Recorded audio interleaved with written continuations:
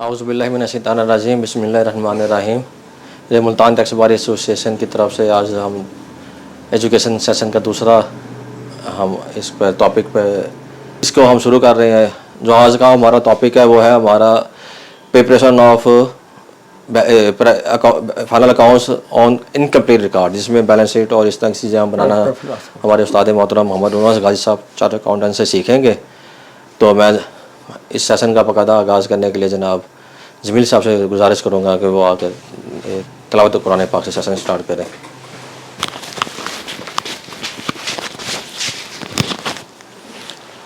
औज़ु बिल्लाहि मिनश्शैतानिर्रजीम बिस्मिल्लाहिर्रहमानिर्रहीम। कुल हुवल्लाहु अहद अल्लाहुस समद लम यलिद वलम यूलद वलम यकुल लहू कुफुवन अहद। सदाकल्लाहुल अज़ीम। जी, प्रोग्राम का टाइम तो हमने 2:30 बजे का दिया था। इंशाल्लाह अगली दफ़ा 15 मिनट इंतज़ार किया करेंगे, फिर शुरू कर दिया करेंगे। अभी भी दोस्त कह रहे हैं जी कि हम रास्ते में आ रहे हैं, तो मज़ीद अब ताख़ीर हमने टाइम से शुरू करेंगे तो फिर एक बार सब दोस्त फिर टाइम से ही आया करेंगे। तो मैं इस टॉपिक के ऊपर मैं अपने उस्ताद मोहतरम और हमारे senior member Multan tax bar गुजारिश करूँगा मोहम्मद उन्वास गाजी साहब से कि वो आएँ और अपनी प्रेजेंटेशन का आगाज़ फरमाएँ। बिस्मिल्लाहिर्रहमानिर्रहीम। जो पिछला हमारा लेक्चर हुआ था, जो कि इस सीरीज़ का पहला लेक्चर था, उसमें हमने प्रॉफिट लॉस अकाउंट और बैलेंस शीट बनाने का क्योंकि आजकल इनकम टैक्स रिटर्न के लिए जो है प्रॉफिट लॉस अकाउंट और बैलेंस शीट जो है ना होना ज़रूरी होता है। तो लिहाजा जो है ना उसके लिए जो है हमने बैलेंस शीट और प्रॉफिट लॉस अकाउंट बनाने का तरीका बताया था, और वो हमने बिल्कुल नॉन टेक्निकल तरीके के साथ से बताया था कि balance sheet profit loss account कैसे बनता है। सबको पता है क्योंकि हर साल पर जितने भी गोश्त वाले जाते हैं उनके प्रॉफिट लॉस अकाउंट भी बनते हैं। कहीं जहाँ कहीं रिक्वायरमेंट होती है वहाँ बैलेंस शीट भी बनती है, और ना भी रिक्वायरमेंट हो अपने इंफॉर्मेशन के लिए बैलेंस शीट बना के रखना ज़रूरी होता है कि कल को कोई चीज़ की एक्सप्लेनेशन अगर मांग ली तो हमारे पास उसका पता तो हो कि ये जाके इसके इफ़ेक्ट्स और फाइनेंशियल इफेक्ट्स बैलेंस शीट में या कौन कौन सी चीज़ों पे डेटर्स, कैरेक्टर्स, रिसीवेबल, पेबल, इसी तरह और सारा चीज़ों का फिक्स एसेट्स वगैरह हमारे पास इन्फॉर्मेशन होनी चाहिए। चाहे इनकम टैक्स वालों को रिटर्न के साथ पार्ट ऑफ रिटर्न रिक्वायरमेंट ना भी हो, हमें अपने पास वैसे भी बना के रखनी चाहिए।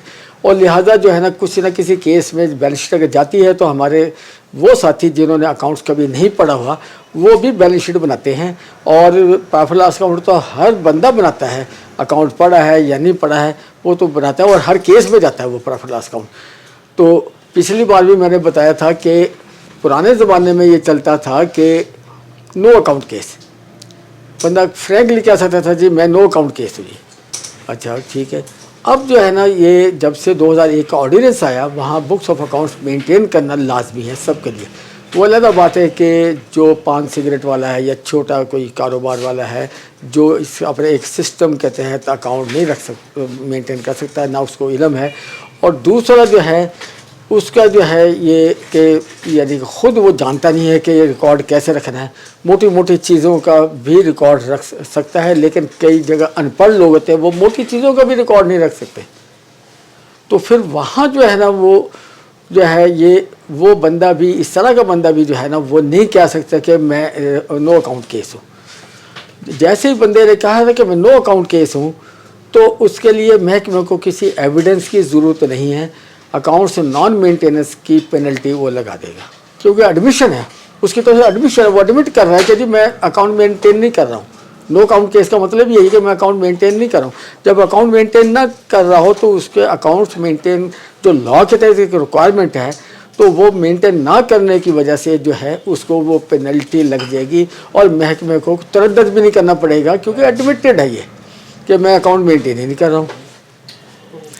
अब अकाउंट मेंटेन हो रहे हों या ना हो रहे हो, लेकिन प्रॉफिट लॉस अकाउंट तो हर बिजनेसमैन ने बनाना ही बनाना है, क्योंकि उसके बगैर तो रिटर्न नामुकम्मल कहलाती है और वो इनकम्प्लीट कहलाएगी।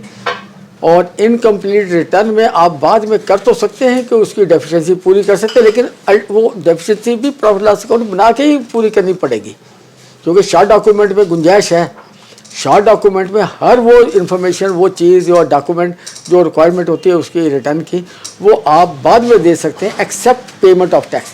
अगर एक बंदे का टैक्स की लाइबिलिटी बनती है 10,000, उसने 10,000 जमा नहीं कराया या 9,900 रुपया कराया है, 100 रुपया कम कराया है, तो वो जो है ना वो रिटर्न इनवैलिड कहलाएगी क्योंकि कंप्लीट नहीं है। और इस पेमेंट ऑफ टैक्स के अलावा बाकी सब चीज़ें जो है ना वो शॉर्ट डॉक्यूमेंट में आता है और वो जो है ना महकमा जो है ना वो नोटिस देगा और उस नोटिस के बाद with in certain prescribe period जो है ना वो अपनी डेफिशिएंसी पूरी करेगा। नहीं करेगा तो ऐसे ही होगा जैसे उसने रिटर्न फाइल ही नहीं की। तो ये तो है ये डेफिशिएंसीज का। लेकिन ये है कि प्रॉफिट लॉस अकाउंट जो है पिछली बार तो हमने वैसे जनरल सा बनाया था, जैसे हर बंदा अपना यानी गोशवारा, किसी क्लाइंट का गोशवारा बनाना हो, टैक्स पेयर का गोशवारा बनाना हो, उसके लिए जो है जैसे अब balance sheet profit loss, mainly तो प्रॉफिट लॉस होता है, वो तो हर केस में इन्वॉल्व होता है। उसके बाद फिर बैलेंस शीट का भी हमने थोड़ा सा जिक्र किया था। वो था एक फॉर्मेट टाइप कि हर एक को पता है कि इधर सेल आनी है, इधर जो है उसके परचेजेज आनी है, ओपनिंग स्टॉक आना है, इधर जो है वो मैं थोड़ा सा जो है वो यानी कि एक just for recall profit and loss account, ठीक है। अब जो है ना यहाँ जो बनाने होते हैं हर बंदे को पता है कि यहाँ ओपनिंग स्टॉक आएगा, यहाँ purchase, public import of raw material, क्योंकि परचेज एसेट की भी हो सकती है और कोई चीज़ों की भी हो सकती है जो प्रॉफिट लॉस के रिलेटेड है। एक ये हो गया, दूसरा ये हो गया, तीसरा हो गया इलेक्ट्रिसिटी अगर मैन्युफैक्चरिंग कंसर्न है, ठीक है। और इसके बाद आ गया वेजेस, सैलरी जो ऑफिस स्टाफ की नहीं है यानी सेल्स स्टाफ की है, ये इधर की ये जो है। अच्छा, अब इसके बाद यहाँ आ गया सेल्स, यहाँ क्लोजिंग स्टॉक,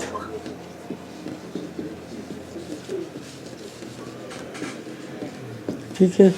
अब इसका जो डिफरेंस आएगा हमने ये करना है कि यहाँ इसको ऐसे कर देना, बराबर कर देना दोनों साइडों पे।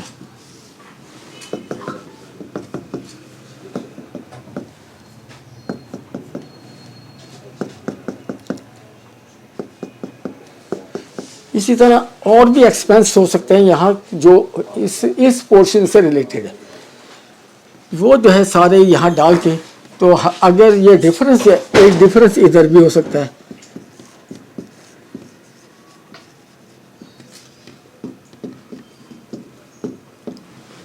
कोई मुझे बता सकता है कि ये जो डिफरेंस होगा ये किस चीज़ का कहलाएगा, ये किस चीज़ को रिप्रेजेंट करेगा? ग्रॉस प्रॉफिट को। ग्रॉस प्रॉफिट को। उसकी वजह सर क्योंकि सेल वाली साइड हमारी ज़्यादा होगी। Sale and closing stock, closing stock भी आपका एसेट ही है ना, सेल करके भी तो आपने कैश लेना था, ठीक है। ये अभी स्टॉक, क्लोजिंग स्टॉक जो है ये भी आपका एक किस्म का एसेट ही पड़ा है। तो ये दोनों चीज़ें आपके पास ये ज़्यादा हैं और अखराजात इसके कम हैं, और ये जो डिफरेंस होगा इसको जो हम कहेंगे ये ग्रॉस प्रॉफिट,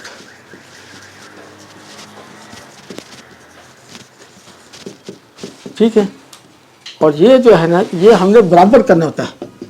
अगर तो इस साइड पर रकम लिखने से जो है ना ये बराबर होता है तो ये ग्रॉस प्रॉफिट कहलाएगा, अगर इधर लिखने से होगा तो ये ग्रॉस लॉस कहलाएगा। अच्छा, अब ये जो ग्रॉस लॉस है इस साइड का, वो जब इधर ये प्रॉफिट लॉस अकाउंट में ट्रांसफर हो जाएगा, यहाँ आ जाएगा। अच्छा, ये अकाउंटेंसी जो है ना वो इतनी कि लॉजिकल है कि जैसे रेल की पटरी है ना, आप कराची से चलें तो जहाँ तक जाते जाएंगे उसका 1 सेंटीमीटर का भी दोनों लाइनों का फ़र्क नहीं आएगा। इसी तरह ही जो है ना ये डेबिट और क्रेडिट करते करते करते करते करते ये जो है ना जहाँ तक चलते जाएंगे लॉजिकल तरीके से चलेगा। अब ये ग्रॉस लॉस यहाँ इसलिए आया है कि ये जो है ना हमारा प्रॉफिट लॉस का पोर्शन है, ये यहाँ जो है ना यहाँ एक्सपेंस आने हैं,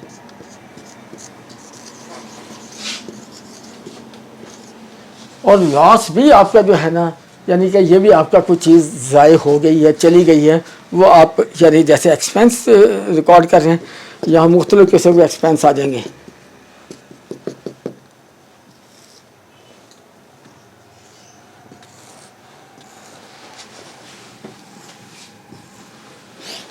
अच्छा, अब जो है इधर जो है ना आपने ये ग्रॉस लॉस तो इधर ले आए, अगर ये ग्रॉस प्रॉफिट है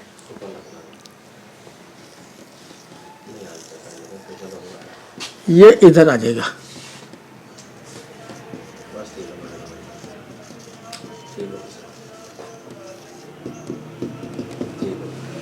ठीक है। और इसके बाद कोई मिसलिनियस इनकम आ जाती है, मतलब कोई पोर्शन आपने अपने ऑफिस का किराए पे दे रखा है और वो बिजनेस प्रीमिसेस जो है ना, वो जो बिजनेस है ये उसकी मुल्कियत है वो बिल्डिंग, तो यहाँ रेंट भी आ सकता है। अगर किसी की ज़ाती है तो उसके ज़ाती इनकम में जाएगा। अच्छा, रेंट आ गया, इसके अलावा प्रॉफिट, बैंक प्रॉफिट आ गया,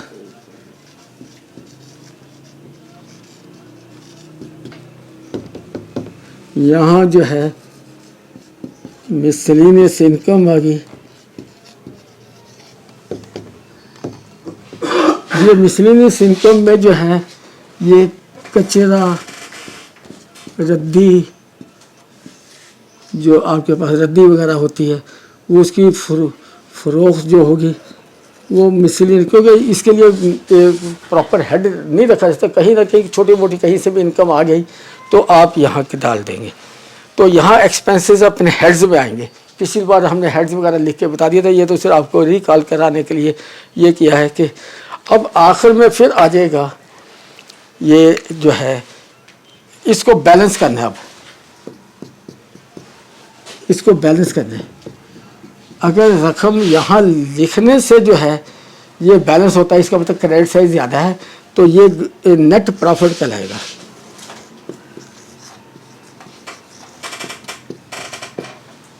और अगर जो है ये इधर लिखना पड़ गया हमें, इसको पूरा यानी ये ज़्यादा है, यानी इसका एक्सपेंस और ग्रॉस लॉस मिला के ये ज़्यादा है और ये कम है, तो इसका मतलब ये नेट लॉस हो गया।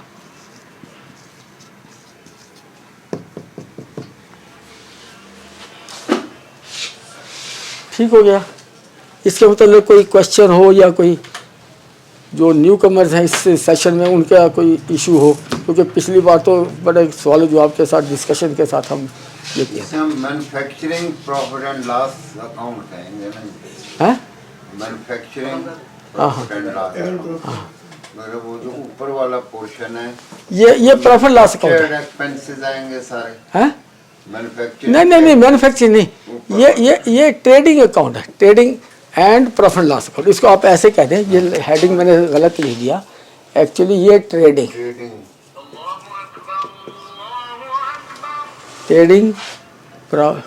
Comma profit and loss account, ये है ट्रेडिंग अकाउंट, ये प्रॉफिट लॉस अकाउंट है, ठीक है ना। ये ट्रेडिंग अकाउंट है।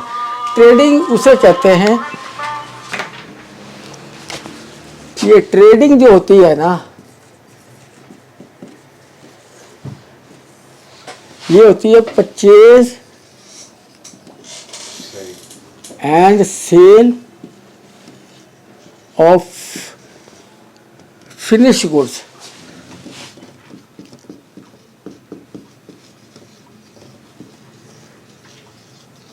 फिनिश गुड्स, अच्छा यहाँ जो मैं लिख दिया था परचेज और इंपोर्ट तो आ जाएगा, यहाँ रॉ मटेरियल का लफ्ज़ है फिर कट जाएगा। अगर हम इसको ट्रेडिंग अकाउंट कहेंगे तो रॉ मटेरियल नहीं होगा, यहाँ जो है ना वो फिनिश गुड्स आएंगी। इंपोर्ट करके भी आप बेच सकते हैं फिनिश गुड्स को, रॉ मटेरियल भी इंपोर्ट कर सकते हैं, लेकिन ये अगर ये ट्रेडिंग अकाउंट है तो ये ऐसे नहीं होगा। इससे पहले जो है ना एक बनेगा मैन्युफैक्चरिंग अकाउंट। इसी तरह ही होगा, उसका भी ओपनिंग स्टॉक होगा।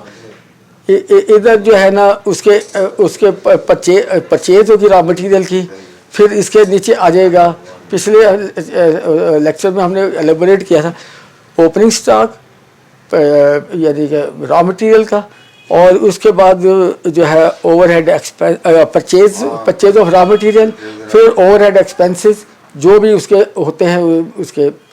तो इसके अलावा जो है सैलरी वेजेस फलां चीज़ें जो है वो जो है मैन्युफैक्चरिंग सेक्शन की होती हैं वो आ जाएंगी।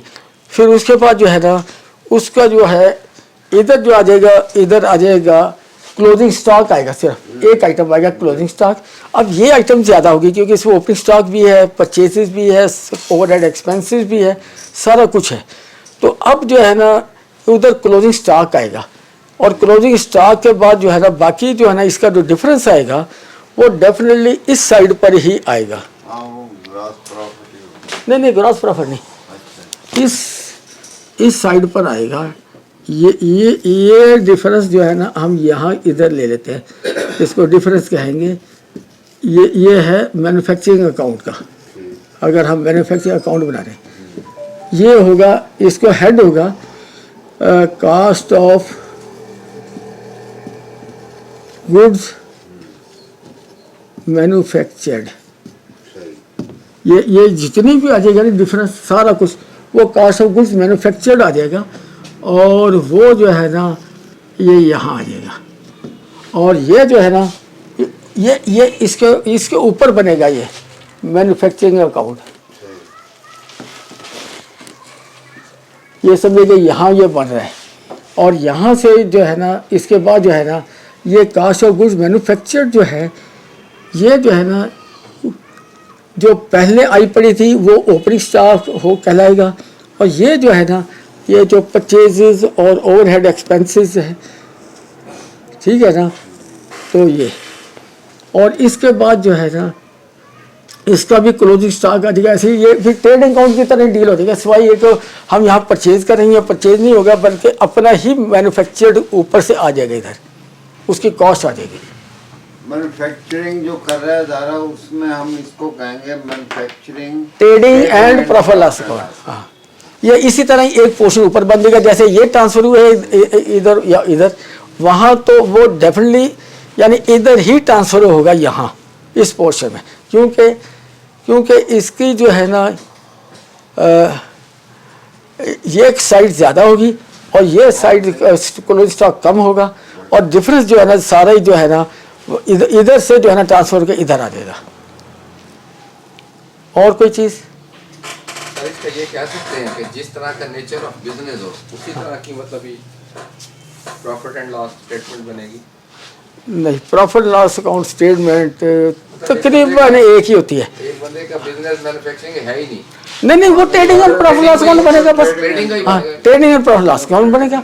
वो अगर मैन्युफैक्चरिंग वाला है तो ऊपर मैन्युफैक्चरिंग वाला बन जाएगा। उसका जो है ना हमने लुब्बे लुबाब ये है कि हमारे पास कुछ ओपनिंग स्टॉक पड़ा होगा रॉ मटेरियल का, फिर उसके बाद और परचेज होगी रॉ मटेरियल की या इंपोर्ट होगी, वो इकट्ठा हो जाएगा। अगर रफली हम देखें हिसाब किताब उंगलियों पे करना शुरू करें, ओपनिंग स्टॉक होगा हमारे पास रॉ मटेरियल का, फिर उसके बाद जो है ये कोई परचेज या इंपोर्ट होगी रॉ मटेरियल की, वो इकट्ठा हो जाएगा।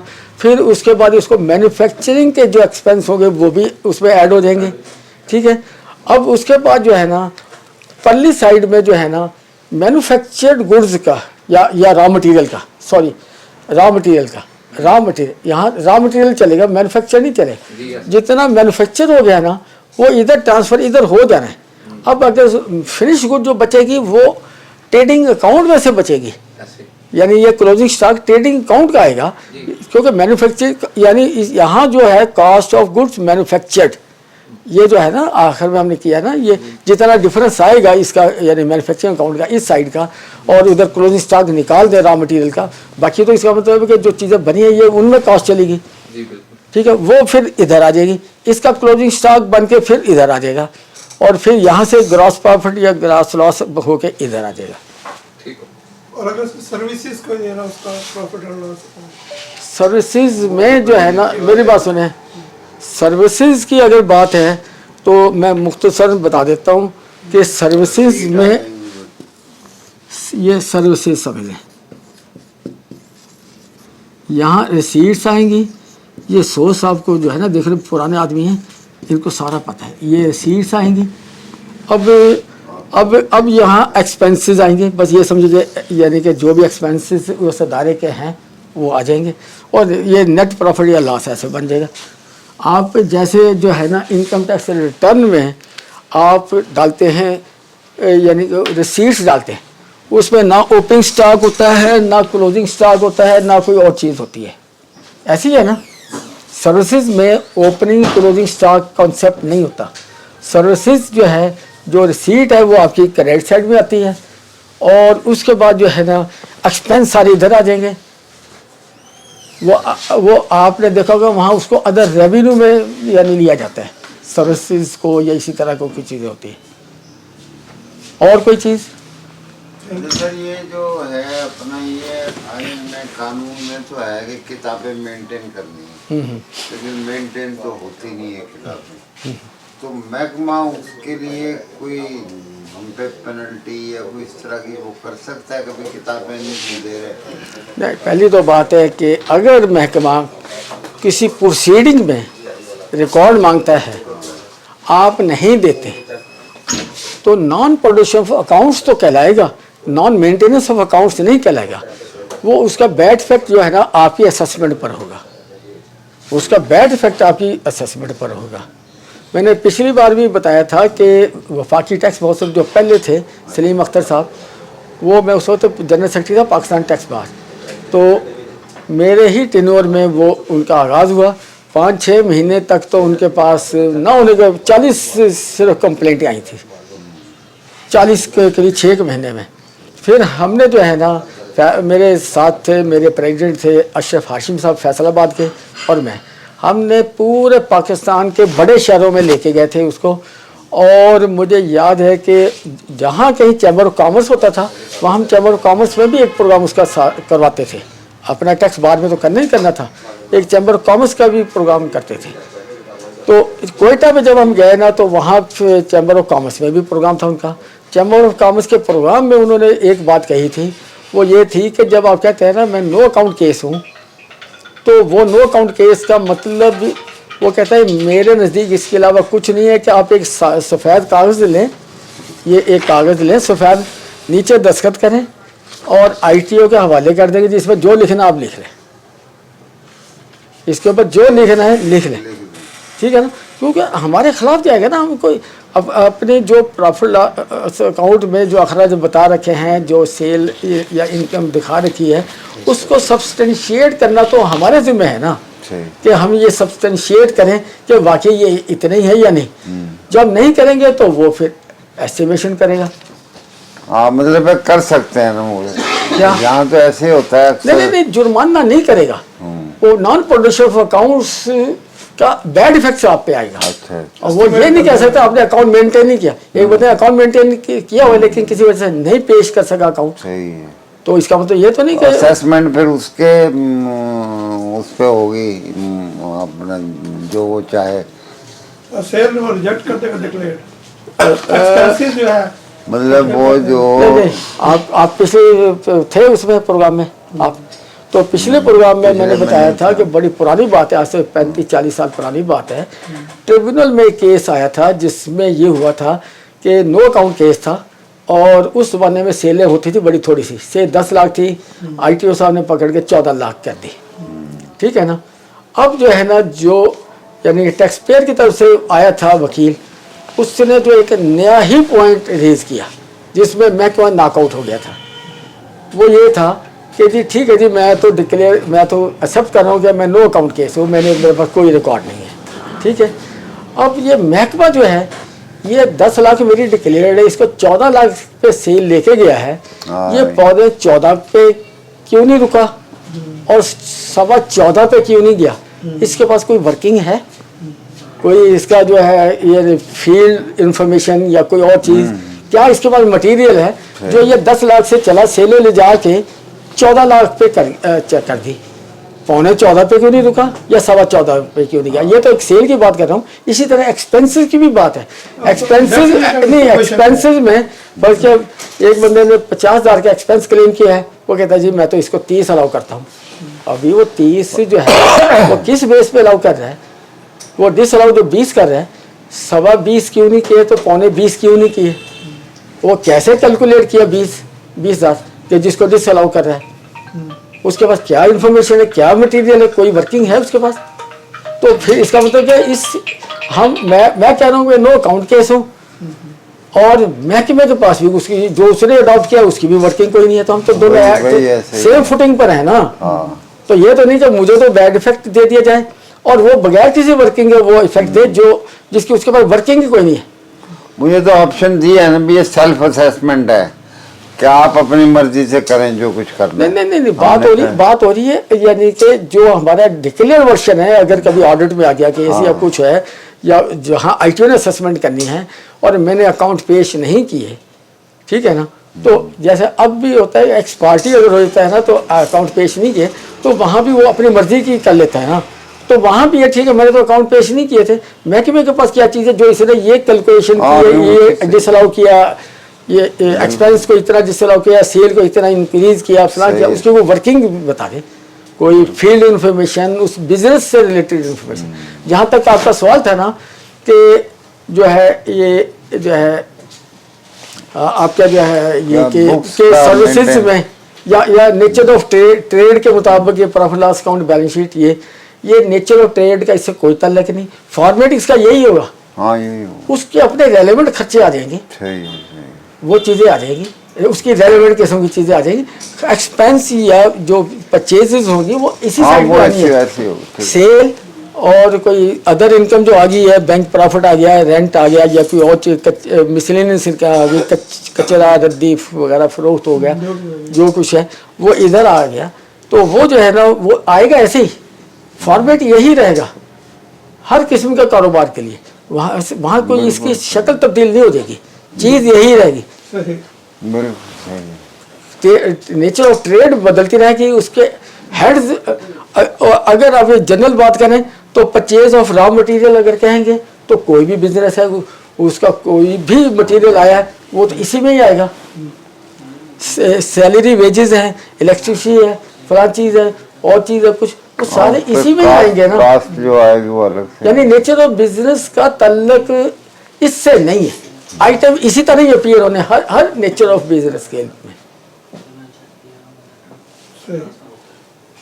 इसमें हम दोनों शो कर सकते हैं, क्या अगर चीज? सर्विस भी है, मैन्युफैक्चरिंग भी है, हाँ वो भी हो सकता तो है। उसमें ग्रॉस प्रॉफिट नहीं, ग्रॉस प्रॉफिट तो होता है ट्रेडिंग में। ट्रेडिंग वो आपकी जो है ना मिसलिनियस वो जो है ना सर्विसेज वगैरह वो यहाँ आ जाएगी, क्योंकि उसके अगेंस्ट जो है ना एक्सपेंस है, उसमें ग्रॉस प्रॉफिट नहीं होता, क्योंकि इसलिए रिटर्न में आपने देखा होगा परचेज सेल ग्रॉस प्रॉफिट ये वो ऊपर आ जाता है, और उसके बाद जो है ना ये अदर रेवेन्यू जो होता है ना ये हमारा अदर रेवेन्यू है, बैंक ये इसी तरह वो सर्विसेज भी इसी में आ जाती है, वो अलग आती है। और कई बार तो आपने देखा होगा कि एक्सपेंस ऊपर आ जाते हैं रिटर्न में, मेरे ख्याल में एक्सपेंस ऊपर आ चुके होते हैं फॉर्मेट के मुताबिक, और ये जो है ना अदर रेवेन्यू वो नीचे आ रहा होता है। नीचे आ जाए, ठीक है सर।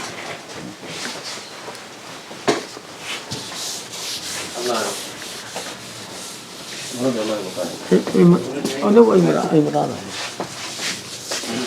बता दो चाहिए।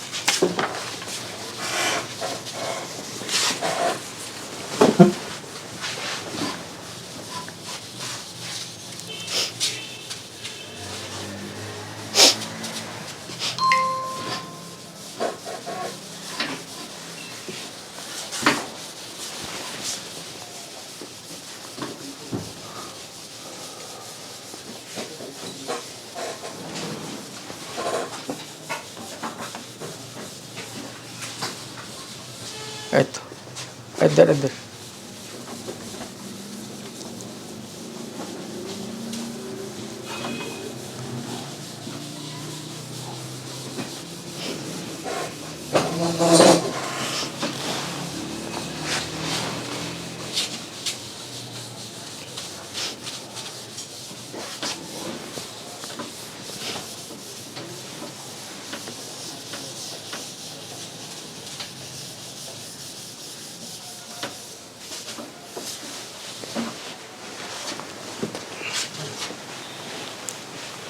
अब जो है क्वेश्चन है सर, हैं? सर एक क्वेश्चन है अगर- हाँ हाँ सर एक इंडिविजुअल बनता है, मतलब बिजनेस कोई भी कर रहा है सपोज, वो तो सर उसके अकाउंट्स को मेंटेन अपने करता नहीं है, उसके जब रिटर्न फाइल करते हैं वो कहता है कि आपने ही प्रिपेयर करने हैं अकाउंट्स, आपने अपने अब आज का टॉपिक जो है यही है।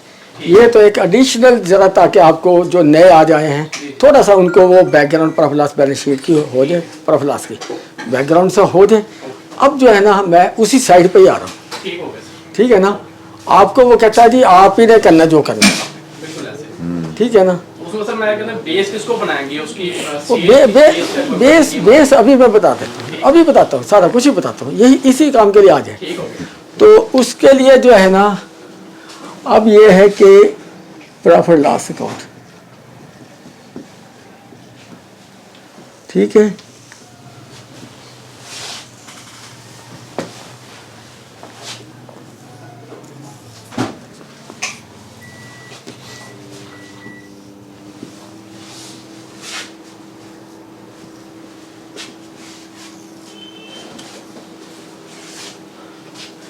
अब जो है ना आपके पास कुछ भी नहीं है, वो कहता है आप ही ने करना जो करना। अच्छा, अब जब हम कहते हैं कुछ भी नहीं है तो लास्ट ईयर की रिटर्न तो आपके पास सिस्टम में पड़ी है। अब आप ये नहीं कह सकते आपके पास कुछ नहीं है। पुराने ज़माने में होता था कि जो है ना, क्योंकि मैनुअल रिटर्न जाती थी तो वहाँ भी आप तक ऑफिस जाके इंस्पेक्शन फाइल करके, पॉर्टनी लेके इंस्पेक्शन फाइल करके वो आप उसका डाटा नोट कर सकते थे कि ये पीछे सा प्रॉफिट लॉस अकाउंट की क्या, ये इसमें क्या फिगरें गई हुई हैं। अब फर्ज किया आपके पास जो है प्रॉफिट लॉस की फिगर्स आई हुई है पिछले साल की, उसका ये तरीका है कि ये है लास्ट ईयर, ठीक है। अब ये आ गया करंट ईयर, ठीक है। इसी तरह ही यहाँ जो है ना ये आ गया लास्ट ईयर,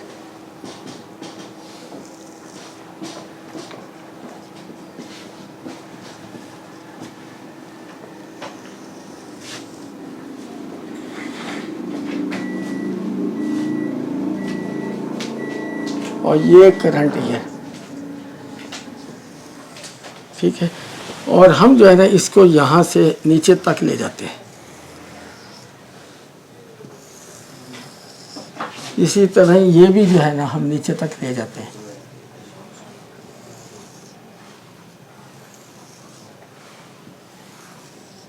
ठीक है। अब आपने जो है आपके पास है यहाँ ओपनिंग स्टॉक आना है,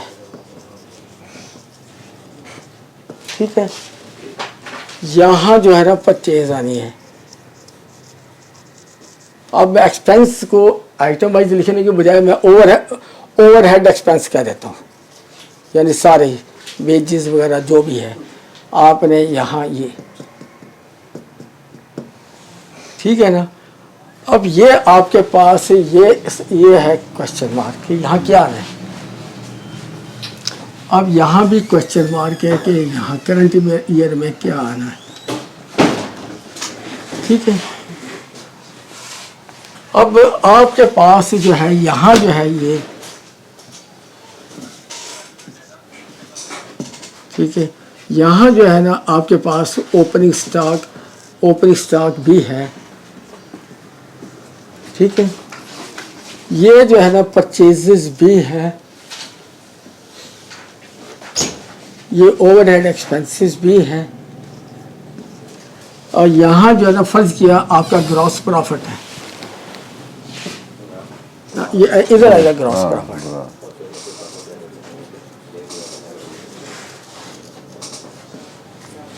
तो ये भी आपके पास फिगर है, आपने अपना कंप्लीट बना दिया लास्ट ईयर का। यहाँ जो है ना सेल्स हैं, ठीक है। ये जो है ना आपके पास सेल्स की फिगर्स हैं, फिगर जो है ना ये नहीं है, ठीक है। क्लोजिंग स्टॉक,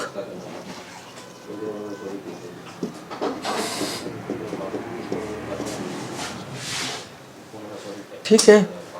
ये है। इसी तरह ही नीचे जो है आपके पास ये प्रॉफिट लॉस एक्सपेंसेस, यहाँ जो है ना ये आपके पास है, यानी मैं जनरल लिख दिया है सारा हेडवाइज की बजाय। आपके पास ये है, यहाँ जो है ना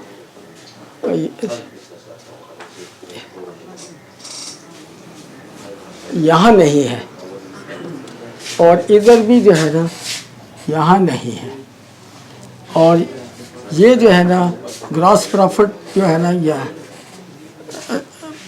ये ग्रॉस प्रॉफिट जो है ना जीपी इधर आ गया है, वो इधर ये भी है और यहाँ नहीं है। ठीक है, यही करना ना आपने। अब जो है इसका जो आसान तरीका है ना, बिल्कुल आसान तरीका है। आपके पिछले साल का यानी कि एक उसका बेस आपके पास है। अब जब बेस है तो आपके पास कोई मसला नहीं आना चाहिए। वो ऐसे है कि आप इसको जो है ना,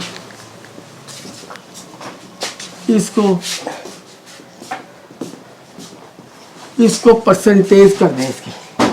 आप समझे कि सेल आपकी जो है ना ये 100 है, ठीक है। ओपनिंग क्लोजिंग स्टॉक तो आपके जो आ रहे हैं वही लेंगे, उसमें आप अपनी तरफ से कुछ उसमें छेड़खानी नहीं करेंगे। यहाँ जो है यहाँ भी जो है ना ओपनिंग स्टॉक वैसे परसेंटेज के क्या परसेंटेज है, यहाँ भी ये परसेंटेज सारी लिखेंगे, जब भी जाके आपका जो है ना ये जो है ना ये 100 होगा, इधर भी ये 100 होगा, ये परसेंटेज सारी आएंगी तो ठीक है।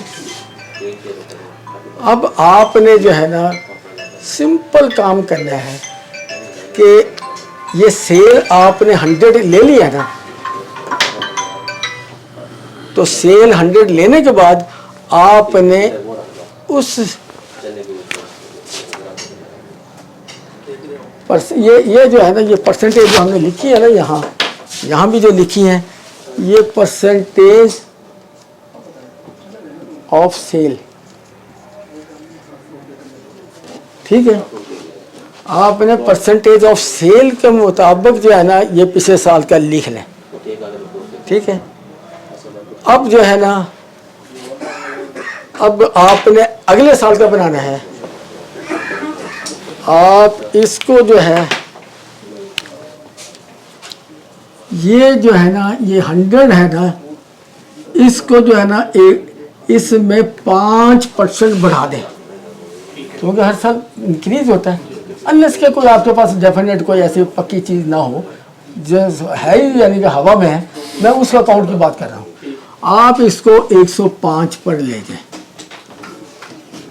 ठीक है।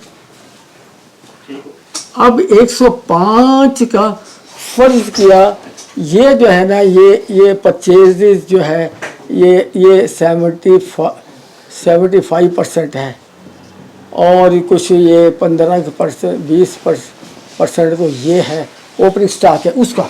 इसका कोई डेफिनेटली होता जो है वही है, हमने इसको कमी बेशी नहीं कर सकते।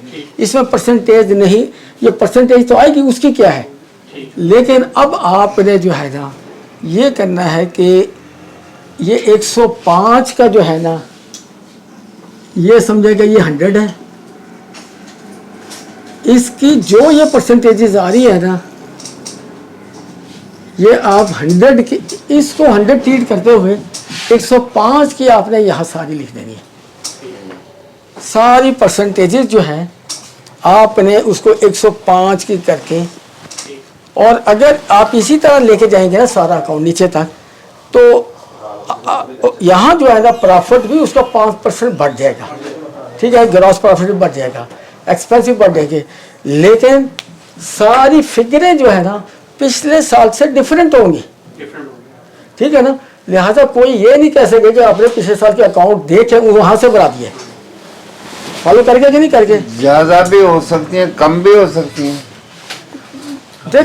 देखिए कि आपने जो है ना आपने सेलें तो खुद बनाई हैं। आप कहते हैं मेरी बात सुने, आप पिछले साल 100 थी सेल आपकी, आप कहते हैं इस बार 105 होगी, जो फिगर है ना उसको 105 पे ला के रख दें यहाँ, सही है। और वो उसको 100 ट्रीट करें। अगर वो सेल ये 95 होगी 105, यानी 95 भी तो हो सकती है ना। नहीं, कम भी हो सकती है। हाँ। हालात का जो यहाँ लिखेंगे उसको आपने 100 समझना है। ठीक। ठीक है, आपने उसको 100 समझना है और 105 के आपने ये परसेंटेज जो आ रही है यहाँ करनी, लेकिन इसकी परसेंटेज नहीं करनी आपने। हाँ, ये तो फिक्स है ना ना। सॉरी यहाँ आनी है।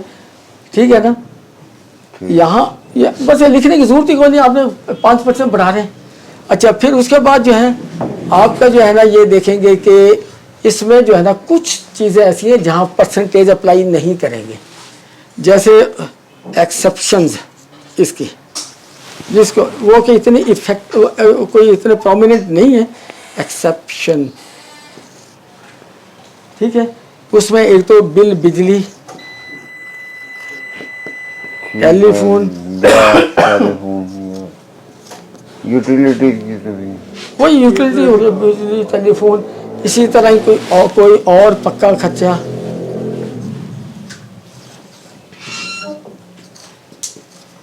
जो वेरीफाइबल है, इसको मैं कहूँगा वेरीफाइबल, जनरल टर्म। ठीक है ना, आप उनको छोड़ देंगे, उनकी अमाउंट ज़्यादा नहीं होगी, मेन तो आपकी परचेज होगी, आप 75% या 80% के करीब परचेज होगी, तो बाकी तो छोटे यानी बहुत थोड़े। आप उसको एक्चुअल भी ले लेंगे तो उतने की होंगे। तो पिछले साल से अगर आपने 5% नहीं ना बढ़ाया। मेरा मसला ये था कि पिछली दफा फर्ज करें हमने 105 दिए, ये जो हमारी सेल है 105 है, इस दफा हम उसे कम कर सकते हैं। हाँ, कम करो, ये तो आपके हालात बताते हैं ना, आपका बिजनेस कम हुआ या क्या हुआ। और वो ज़्यादातर यही डिमांड करते हैं, ज़्यादा ही होनी चाहिए, ज़्यादा ही होनी चाहिए, पिछले से ज़्यादा हो। कम भी हो सकती है। हाँ, कम भी हो सकती है, कम भी हो सकती है, आपका बिजनेस कम हुआ है। लेकिन परचेज सेल का तयन करने के लिए जो है ना, आपने कुछ चीज़ों को जो है वो जहन में रखना पड़ेगा कि कहाँ आप ये चेंज या छेड़खानी कर सकते हैं, कहाँ नहीं कर सकते। सही है। कहाँ छेड़खानी आप कर सकते हैं, कहाँ नहीं कर सकते। हाँ। उसमें जो है ना इसकी भी ये लेके लिमिटेशंस ऑफ चेंज। ठीक है ना, अब लिमिटेशन ऑफ चेंज है, फर्ज क्या कि आपके जो है ना इलेक्ट्रिसिटी, टेलीफोन के बिल तो मैंने बता दिया ना। अब आ गया बिजनेस के पॉइंट ऑफ व्यू से, आपका जो है फिर अपने तो दान। अच्छा, अब आपकी जो इम्पोर्ट है या एक्सपोर्ट भी आपकी कोई है इन्वॉल्व है, तो आप तो इसको एक्चुअली लेंगे ना। हाँ। अगर इम्पोर्ट एक्सपोर्ट हुई है तो लेंगे, नहीं हुई है तो आप एस्टिमेशन तो नहीं करेंगे ना।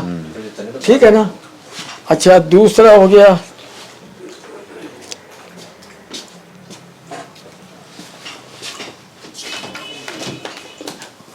Expenses through bank. आपने कोई एक्सपेंसिव बैंक के जरिए कर रखे हैं, आप तो उनको जो है ना इसको मद्देनजर रख के ही वो करेंगे, अपने परसेंटेज नहीं लगा देंगे। ठीक है। सही।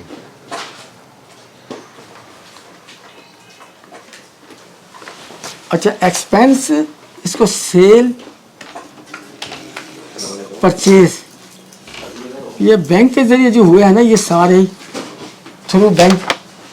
आप बैंक के जरिए आपकी परचेजेज जो है ना इससे ज़्यादा पे चल जाती हैं, जो आपने यहाँ फिगर परसेंटेज से आ रही है, तो आपको यहाँ उसको मद्देनजर रखना पड़ेगा।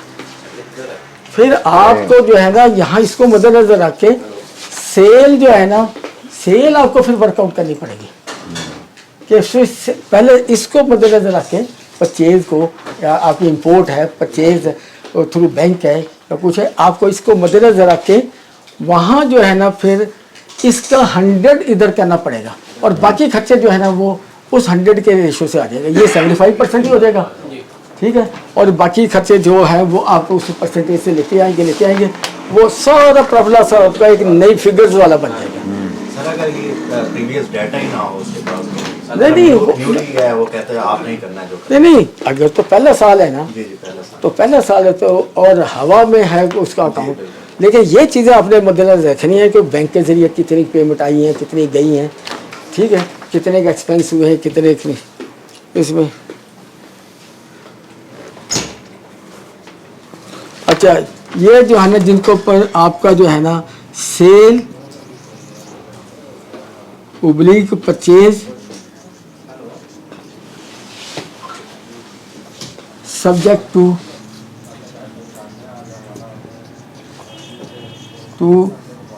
विद होल्डिंग टैक्स, आप जहाँ विद होल्डिंग आपकी हो चुकी है आप उसमें क्या तब्दीली कर सकते हैं वो मुझे बता दें।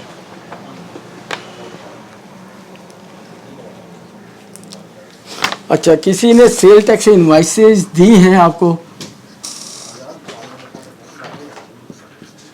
इनवाइसेस, ठीक है, उस वो तो आपको लाजमी अकाउंट फॉर करनी पड़ेगी। हो सकता है वो अकेली ही इससे ज़्यादा चली जाए जो आप परसेंटेज आ रही है।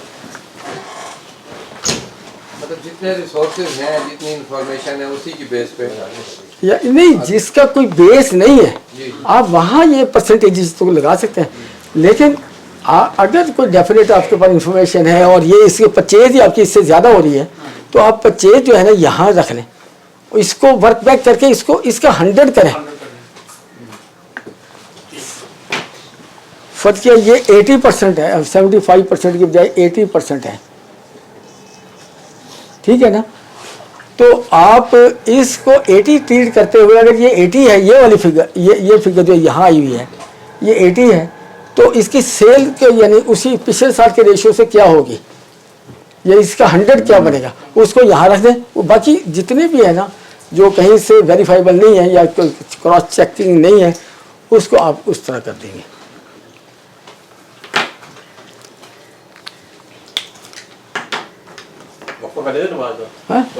वक्फा कर लो, 4.25 जमात है, ये 4.25 जमात है इधर मस्जिद में। अच्छा, अब इसके बाद थोड़ा सा मैंने और चीज़ें बतानी है, वो जो है ना वो भी आपने मद्देनज़र रखनी है जहन में थोड़ी सी, बस ज़्यादा से 15 मिनट का हो रहा है। ये है, ये इसे कहते हैं इनकम्प्लीट रिकॉर्ड है आपका, या आपके पास कोई इन्फॉर्मेशन नहीं है, आपने अकाउंट फिर भी बनाने हैं, लॉजिकल भी बनाने हैं, तो वो उस तरीके का है। आपने हर साल पिछले साल से 5% उन आइटम में बढ़ा दें जहाँ कोई क्रॉस वेरिफिकेशन नहीं है। कोई अगर किसी जगह क्रॉस वेरिफिकेशन है उसको भी मद्देनजर रख लें, क्योंकि वहाँ से फिर कंसीलमेंट बनेगी। सर, जो क्रेडिट एंट्रीज हैं उनको भी काउंट फॉर करेंगे क्या बैंक में? जो क्रेडिट एंट्रीज हैं जो सामने आ रही हैं, मुझे ये बता दें कि आप सेल्स दे रहे हैं 5 करोड़ की, बैंक की क्रेडिट एंट्री है 10 करोड़ की, चलो आधा करोड़ 1 करोड़ हो तो बंदा एक्सप्लेन करता है, ये हमने री डिपॉजिट करा दिया था, पैसे आए हमने निकलवा लिए, निकलवा के फिर जरूरत नहीं रही तो वापस जमा करा दिए। लेकिन इतना ज़्यादा डिफरेंस नहीं हो सकता, ठीक है ना।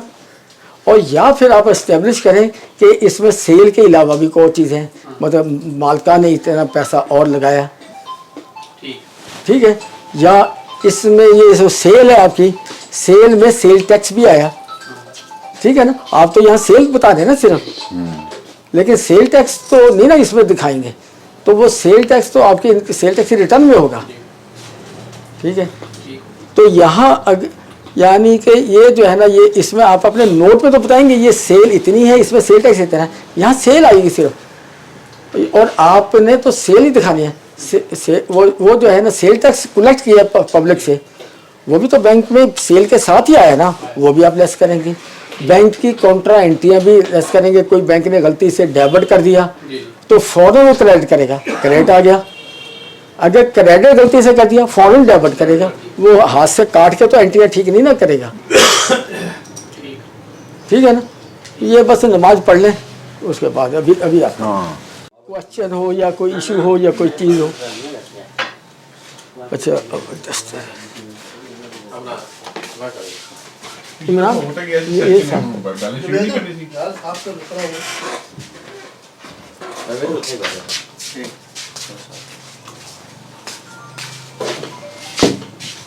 इशू जो है जो कि यानी कि प्रैक्टिकली हुआ है वो मैं आपसे शेयर करूंगा। उससे भी आपको इसी चीज़ का मतलब कि ये आपके अकाउंट्स कोई डाटा नहीं है, कोई इन्फॉर्मेशन नहीं है, तो आपने क्या करना है, किस तरह करना है। तो पहले तो आपको बता दिया था ना कि कहाँ कहाँ हमारे पास कोई लिमिटेशंस हैं जहाँ हम उससे कमी बेशी नहीं कर सकते। तो ये जो है ना एक प्रैक्टिकल इशू आया ये कि बड़ी पुरानी बात है। मेरे एक दोस्त है कोयटा में होते थे, वो फौत हो गए, अगस्त में फौत हुए, सितंबर में रिटर्न का टाइम था। अब उनके साथ जो है ना मेरे को फैमिली टर्म्स थे। अब वहाँ हम गए कोयटा, बल्कि यहाँ से राना शबीर साहब के भी बहुत अच्छे मिलने वाले थे, तो वो यानी मेरे ज़रिए वो उनसे हुए थे। तो वो जो है ना सारे वहाँ, अब वहाँ जो है ना वो कुल खानी जब हो गई उसके बाद जो है ना वो मैं क्योंकि फैमिली मेरे रिलेशन थे उनके साथ, तो मुझे उन्होंने अपने पास अंदर बुला लिया। तमाम ख़वातीन वगैरह उनकी जो फुफियाँ वगैरह या कुछ जो थे सारे अजीज़ों का सारे इकट्ठे हो गए जो क्लोज रिलेटिव थे। अब ये था कि ये काम आगे चलेगा कैसे। उनके 2-3 बेटे थे, लेकिन बड़ा बेटा जो था ना वो उसने बीकॉम किया हुआ था, लॉ किया हुआ था, लेकिन प्रैक्टिकली इन्वॉल्व नहीं था। उनके पास केसेस जो है ना लिमिटेड कंपनी के भी थे और अच्छे अच्छे बड़े बड़े केसेस भी थे, छोटे भी दरमियाने भी थे, हर किस्म का केस था। अब जो है ना वहाँ जो है ना सबसे बड़ा मसला आया कि उसने प्रैक्टिकली नहीं इन्वॉल्व हुआ था काम में। एक होता ना कि गोश्वारे बना रहा है, ये कर रहा है, वो कर रहा है, उसमें बैठ के आता जाता था, थोड़ा बहुत आइडिया तो था कि क्या हो रहा है, किस तरह हो रहा है क्या, लेकिन उसको यानी कि खुद इंडिपेंडेंटली वो एक भी केस नहीं कर सकता था। अब मैंने उनको तसल्ली दी, मैंने कहा जी आप बेफिक्र हैं, ये जो है ना ये बच्चे को मैं चला लूँगा और ये चलेगा और बिल्कुल ठीक ठाक चलेगा। अब जो है ना उसको जो है ना यानी कि जो है मैंने जो चीज़ें सिखाई, और पहली तो बात मैंने कहा जी आप ऐसे करें कि आप अपने जो है ना कोई प्रॉब्लम वाले केसेस हो रखते जाएं, तो मैं जो है ना सितंबर के आखिरी हफ्ते में आ जाऊँगा और वो क्लियर कर लेंगे। ये तो उसको दी मैंने तसल्ली कि जी मैं आ जाऊँगा, मिल के कर लेंगे, कोई ऐसी बात नहीं। लेकिन जो भी रूटीन में आपको ये प्रॉब्लम है तो मुझसे पूछते जाएँ, कोई मैं बताता जाऊँगा, ना समझ आएगा कुछ है ना चल सके तो मैं सितंबर के आखिरी हफ्ते में आ जाऊँगा। अब उसके बाद जो है ना पहला फार्मूला तो मैंने यही बताया था कि जी पिछले साल के जो है रिज़ल्ट्स हैं वो हर एक्सपेंस या जो चीज़ है वो सेल को 100 ट्रीट करके वो परसेंटेज निकाल के उसके मुताबिक अगला 5% बढ़ा के कर दें। और फिर जहाँ नहीं कर सकते वो भी बता दिया, जहाँ कोई लिमिटेशंस हैं वो भी बता दिया, सारा कुछ बता दिया। और नॉर्मली केस छोटे केस तो ऐसे होते हैं, वरना जो बड़ा केस होता है उसमें बंदा अकाउंट बना के ही लाता है, एक बेस बना के लाता है उनका अकाउंटेंट। वहाँ तो यानी कि जो भी वो बना के लाता है वो हमारे पास बेस होती है। अब उसके बाद एक यानी कि जो भी वो बात करता था तो मैं उसको कुछ समझाने की कोशिश करता था, वो समझ भी जाता था, उस तक चल भी करता था। अच्छा, कोई होता था कि जैसे अब टैक्स पेयर आता है, कोई जो है उसके कोई अपने इश्यूज़ होते हैं, उनको उसने डिस्कस करना होता है, इसको मैं कैसे कर लूँ, उसको ये कर लूँ, ये मेरा ये है फला है, या जो रिज़ल्ट लाया हुआ है वो लेके जहाँ कोई उसके पास इंफॉर्मेशन है लाता है कोई बंदा। एक तो है ना कि जो कुछ नहीं लाता उसका तो यही तरीका है, तो जो लाता है उसके बाद उसकी कोई कुछ प्रॉब्लम वाली बातें भी आ रही थी, कुछ बैचिंग मूचिंग आपस में नहीं हो रही होती, तो उसमें जो है ना फिर प्रॉब्लम आता है। तो उसमें मैंने उसको एक फार्मूला बताया। मैंने कहा जी आपके पास कोई बंदा भी कोई टेक्निकल इश्यूज़ को डिस्कस करने लगे ना कोई, तो आप ऐसे करें कागज़ उठा लें, उसके बाद उसकी जो है ना सारी बात सुनते जाएं और अपनी नोटिंग करते जाएं, क्या कह रहा है, क्या कह रहा है, ये क्या कह रहा है, वो क्या कह रहा है, इसका क्या फिगर है, क्या करना चाहता है, ये सारा कुछ नोट कर लें। जो वो बताता जाए वो कहता जाए, अच्छा ये इशू है, हाँ जी इसमें क्या इशू है, प्रॉब्लम है जी, ये प्रॉब्लम है जी, वो लिखते जाओ। अच्छा दूसरा इशू जी ये इशू है, इसमें क्या आपका मसला है, वो जो बताता जाए वो नोट करते जाए। अच्छा बस मैंने उसको कहा, मैंने कहा जी आप ऐसे करना है कि जब वो सारा अपना वो यानी कि अपने इश्यूज़ बता दे आपको और आपने नोट कर लिए, आप उनको ले कर ना एक बड़े गौर से जो है ना कोई 1-1.5-2 मिनट लगा के उसको जो है ना ऐसे बड़े मुदब्बराना तरीके से आपने उसके ऊपर नज़र मारनी है। फिर उसके बाद कहना है कि भी इसमें कुछ इश्यूज़ ऐसे हैं जो मुझे कुछ देखने पड़ेंगे, स्टडी करनी पड़ेगी, बेहतर है कि हम कल पे रख लेते हैं इसको, कोई ज़्यादा लंबा नहीं, 1.5 दिन कल पे रख लेते हैं। मैंने कहा जी जैसे ही वो बंदा आपके कमरे से, यानी ये कमरा है, इससे बाहर निकले, स्टाफ रूम में आए, आप फ़ौरन मुझे फ़ोन मिला लें। अब उसने तो आगे जा रहा है ना, तो वो जो है ना जो इश्यूज़ है उसने बताए हैं वो मुझे बताते जाए। उसने ऐसे ही किया। वो जो है उसने जो इशू बता के गया, जो डाटा दे के गया कुछ थोड़ा बहुत, मैंने कहा जी इसमें आप ये डाटा और लें तो फिर हम कुछ इस पोजीशन में आएंगे कि हम आगे चल सकें। लाजमी नहीं कि हम कंक्लूड कर सकें, ये और इन्फॉर्मेशन लें।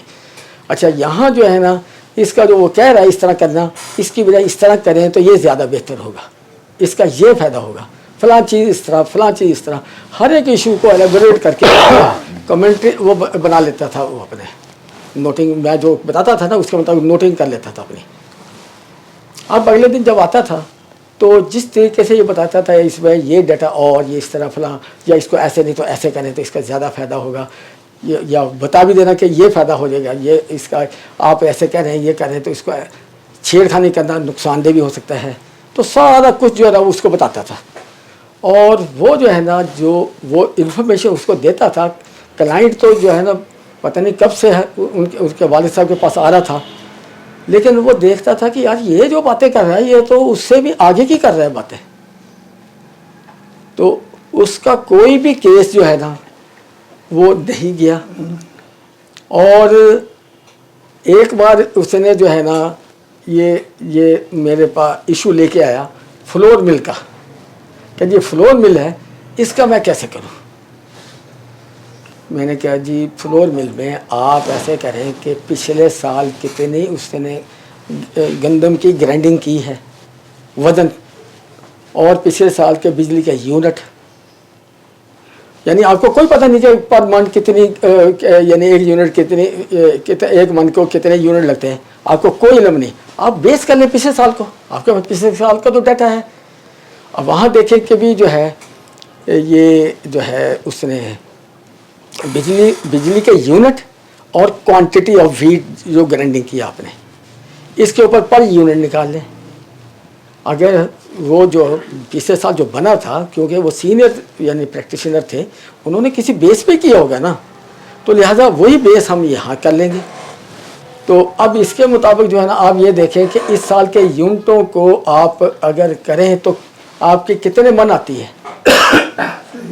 तो ये देखें, अब उसने ये डाटा मंगवाया, डाटा मंगवा के किया, तो अब जो है ये जो डाटा आया ना पिछले साल की बेस के मुताबिक, इस साल जो बिजली की कंजम्पशन हुई है उससे जितनी वो गंदम ग्राइंडिंग दिखा रहे थे उससे कुछ 1.5 गुना ज़्यादा गंदम जो है ना बन रही थी, जो यानी कि ग्राइंडिंग की उन्होंने।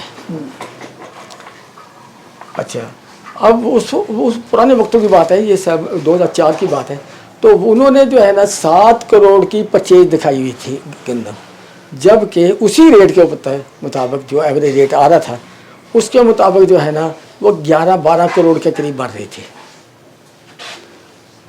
और वज़न भी ज़्यादा बढ़ रहा था।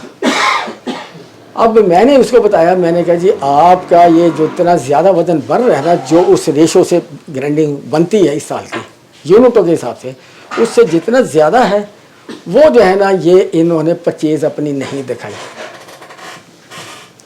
अब इसने उनसे बात की, वो फ़ौरन मान गया, कहने लगा जी हमने जो इस बार जो है ना ये जो आपके पास लाए हैं ना, ये गवर्नमेंट से जो हमने परचेज किया ना गंदम, ये हमने वो दिखाई है। उनको 4 करोड़ की गंदम और डालनी पड़ी उसमें, क्योंकि ये एक आपने अपने नॉलेज से देखना कि क्या है, किस तरह है, कि इसको कैसे निकाल कर सकते हैं हम वेरीफाई। तो महकमा भी यूनिटों के ऊपर जा सकता है कि पिछले साल ये 5 यूनिट या इतने मन ग्राइंडिंग हुई थी, ये यानी इतने यूनिट लगे थे इस साल जो है, बल्कि इतनी ग्राइंडिंग है आपकी, ये तो कंसीलमेंट है। तो बहरहाल इसी तरह ही और भी कोई प्रॉब्लम आते गए, तो मैं जो है ना उसको बताता गया, यहाँ तक कि जो है ना सितंबर का आखिरी जब हफ्ता आया ना, कोई केस उसका पेंडिंग नहीं था जिसके लिए मुझे वहाँ जाना पड़े। यानी समझे टेलीफोन के ऊपर ही, यानी जो भी क्लाइंट आता था उसके साथ उसी तरह करता था, उसके इश्यूज जो नोट कर लेता था, मेरे से डिस्कस करता था, अगले दिन और इन्फॉर्मेशन कोई आती थी वो लेके फिर मेरे से डिस्कस करता था, फाइनली उसके बाद होता था। यानी कुछ इश्यूज अगले दिन ही फाइनल हो जाते थे कि भी वो चीज़ें लाया है या बता दिया, उसको बता दिया ऐसे ना करें ठीक है, इसी तरह करें तो ज़्यादा बेहतर है, ये सारा कुछ। अब ये जो चीज़ें हैं ये यानी कि नो अकाउंट केस की बात है कि जहाँ उनके पास डाटा नहीं है, हमने अकाउंट्स बनाने हैं, ये अभी हमने उसी तरह ही चले थे। अब इसके ऊपर जो है ये जो है यानी आपके पास कोई इशू है, कोई मसला है कि किस तरह हमने प्रॉफिट लॉस से रिलेटेड वो अगर बताएं, कोई सवाल है किसी का, खासकर ये जो है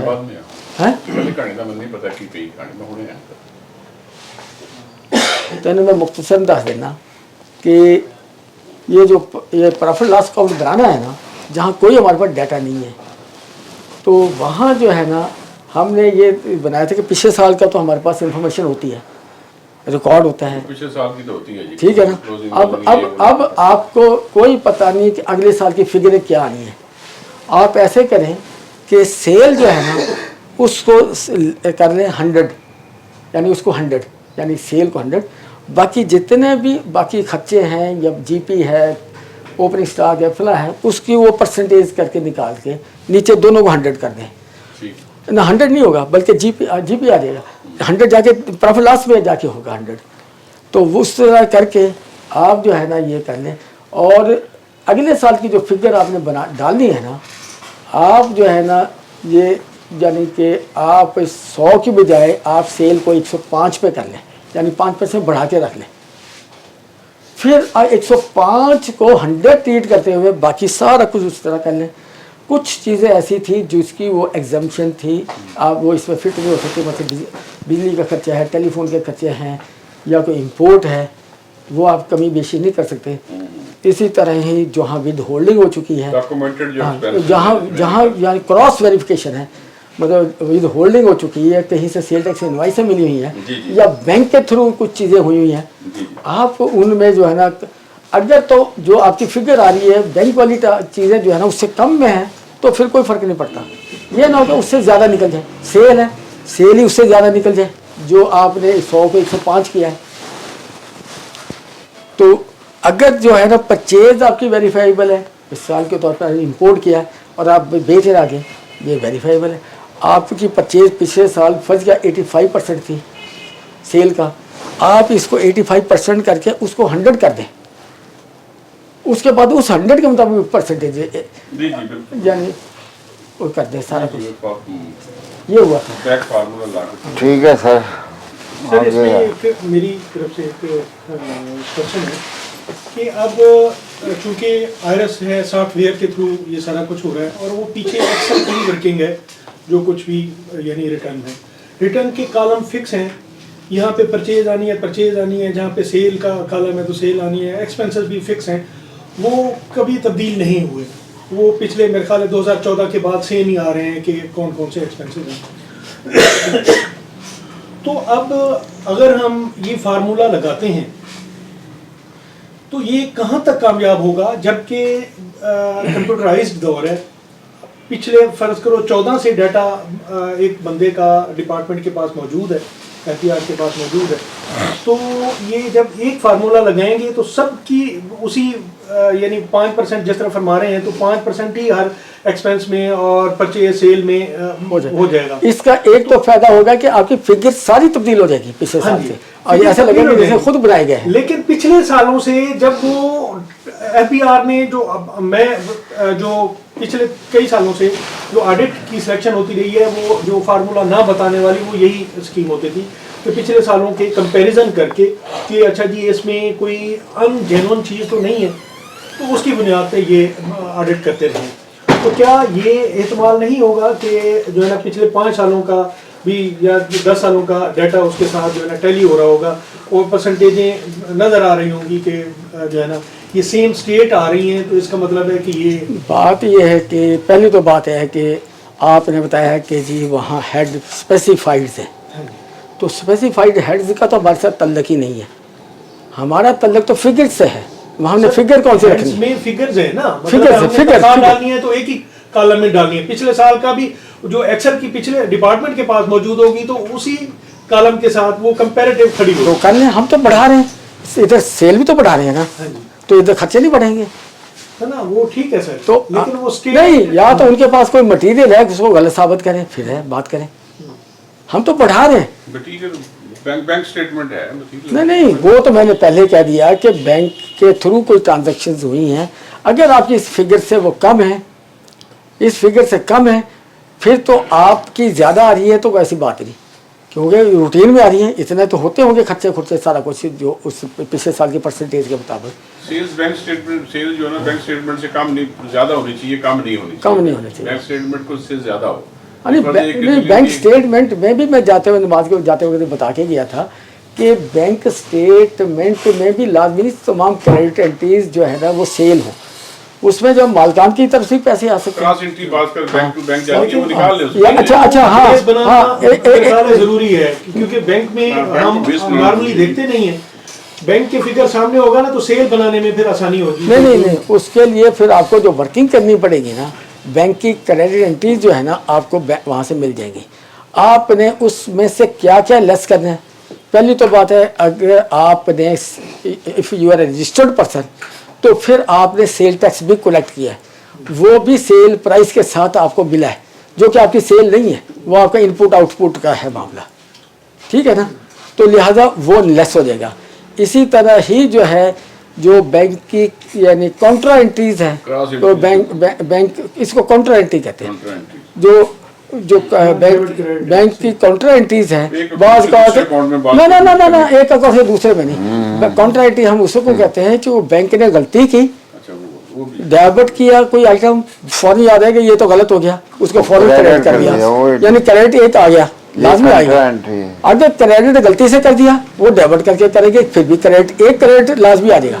इस तरह की एंट्री आप बैंक से देख सकते हैं, और ये एंट्रियाँ वो होंगी जो कि आपके क्लाइंट ने अपने रिकॉर्ड में मेंटेन नहीं की होगी, रिकॉर्ड नहीं की होगी, क्योंकि क्लाइंट को उससे कोई ताल्लुक नहीं। दूसरा जो होता है ना, आपका जो है ना आजकल ये दौर है कि आपने ऑनलाइन पेमेंट मंगवानी होती है, ठीक है ना, आपने जल्दी इसमें यह कि आपके पास जल्दी रकम पहुँच जाए, आपने मुख्तलिफ बैंकों में अकाउंट खोलने पड़ते हैं, ताकि क्लाइंट का जिस बैंक में अकाउंट है वहाँ से भेजेगा ना तो फटाफट ट्रांसफ़र हो देंगे पैसे।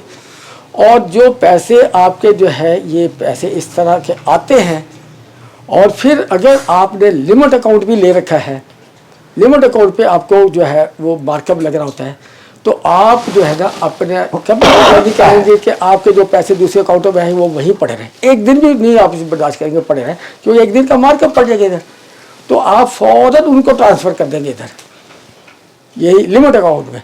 तो लिहाजा ये जो है ना इसको कहते हैं इंटर बैंक ट्रांसफ़र। ये जो है ना एक क्रेडिट अगर गिनती में आएगा तो एक ही जगह आएगा ना, दो जगह पे तो नहीं आएगा, ठीक है। ये भी लेस हो जाएंगे कि भी उस बैंक अकाउंट में भी है और इधर से वहाँ से इधर ट्रांसफ़र हुए, यहाँ भी है। आपने या तो वहाँ से लेस कर दें, उनको ख़त्म कर दें, इधर ये लिमिट अकाउंट में ही इसको कंसिडर कर लें, एक जगह ही होगा ना, दो जगह तो नहीं होंगे। फिर इसी तरह ही जो है ना कुछ और सीट्स होती हैं, कोई फिक्स एसेट बिक गया, कोई और चीज़ बिक गई, कहीं से कोई डिपॉजिट आ गए, कोई और चीज़ आ गई, एडवांस आ गया कोई किसी पार्टी की तरफ से, वो भी तो आ गया है ना, उसको सेल के अगेंस्ट नहीं है, उसने अभी माल ख़रीदना है, यानी साल के क्लोजिंग के नज़दीक होता है नॉर्मली ये कि कहीं से पेमेंट आ गई और वो जो है ना अभी आपने माल भेजा नहीं, तो वो तो आपकी सेल नहीं कहलाएगी। सेल तो उस वक्त कहलाएगी जब आप जो है ना उसको माल बेचेंगे।